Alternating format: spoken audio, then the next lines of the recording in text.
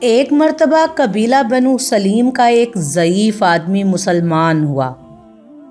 حضور اکرم صلی اللہ علیہ وآلہ وسلم نے اسے دین کے ضروری احکام و مسائل بتائے اور پھر اس سے پوچھا کہ تیرے پاس کچھ مال بھی ہے؟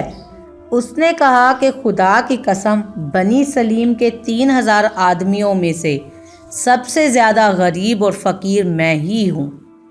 حضور اکرم صلی اللہ علیہ وآلہ وسلم نے صحابہ کی طرف دیکھا اور فرمایا، تم میں سے کون اس مسکین کی مدد کرے گا؟ حضرت سعد بن عبادہ رضی اللہ عنہ اٹھے اور کہا، یا رسول اللہ صلی اللہ علیہ وآلہ وسلم، میرے پاس ایک اونٹنی ہے جو میں اس شخص کو دیتا ہوں۔ حضور اکرم صلی اللہ علیہ وآلہ وسلم نے پھر فرمایا، تم میں سے کون ہے جو اس کا سر ڈھانک دے؟ سیدنا علی مرتضیٰ رضی اللہ عنہ اٹھے اور اپنا عمامہ اتار کر اس اعرابی کے سر پر رکھ دیا۔ پھر حضور اکرم صلی اللہ علیہ وآلہ وسلم نے فرمایا، کون ہے جو اس کی خوراک کا بندوبست کرے؟ حضرت سلمان فارسی رضی اللہ عنہ نے اعرابی کو ساتھ لیا اور اس کی خوراک کا انتظام کرنے نکلے۔ چند گھروں سے دریافت کیا لیکن وہاں سے کچھ نہ ملا۔ پھر حضرت فاطمہ الزہرا رضی اللہ عنہا کے گھر کا دروازہ کھٹکھٹایا۔ اندر سے پوچھا گیا، کون؟ انہوں نے سارا واقعہ بیان کیا اور التجا کی، اے اللہ کے سچے رسول کی بیٹی، اس مسکین کی خوراک کا بندوبست کیجیے۔ سیدت الزہرا نے آپ دیدہ ہو کر فرمایا، اے سلمان، اللہ کی قسم آج ہم سب کو تیسرا فاقہ ہے۔ دونوں بچے بھوکے سوئے ہیں لیکن سائل کو خالی ہاتھ نہ جانے دوں گی۔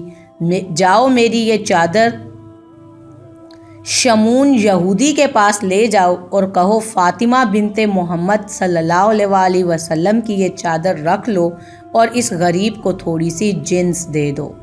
حضرت سلمان فارسی رضی اللہ عنہ اعرابی کو ساتھ لے کر یہودی کے پاس پہنچے، اس سے تمام کیفیت بیان کی۔ وہ حیران تھا اور سوچنے لگا کہ کیا دنیا میں ایسے بھی لوگ ہیں جو خود بھوکا رہ کر دوسروں کا پیٹ بھرتے ہیں۔ سیدہ فاطمہ رضی اللہ عنہا کے اس عمل نے اس کے دل کی حالت ہی بدل دی۔ وہ بے ساختہ پکار اٹھا، اے سلمان، خدا کی قسم یہ وہی لوگ ہیں جن کی خبر توریت میں دی گئی تھی۔ گواہ رہنا کہ میں فاطمہ کے باپ پر ایمان لایا۔ اس کے بعد کچھ غلہ حضرت سلمان کو دیا اور چادر بھی سیدہ فاطمہ رضی اللہ عنہا کو واپس بھیج دی۔ وہ لے کر ان کے پاس پہنچے۔ سیدہ نے اپنے ہاتھ سے اناج پیسا اور جلدی سے اعرابی کے لیے روٹی پکا کر حضرت سلمان کو دی۔ انہوں نے کہا، اس میں سے کچھ بچوں کے لیے رکھ لیجئے۔ جواب دیا، سلمان، جو چیز اللہ کی راہ میں دے چکی وہ میرے بچوں کے لیے جائز نہیں۔ حضرت سلمان فارسی رضی اللہ عنہ روٹی لے کر حضور اکرم صلی اللہ علیہ وآلہ وسلم کی خدمت میں حاضر ہوئے۔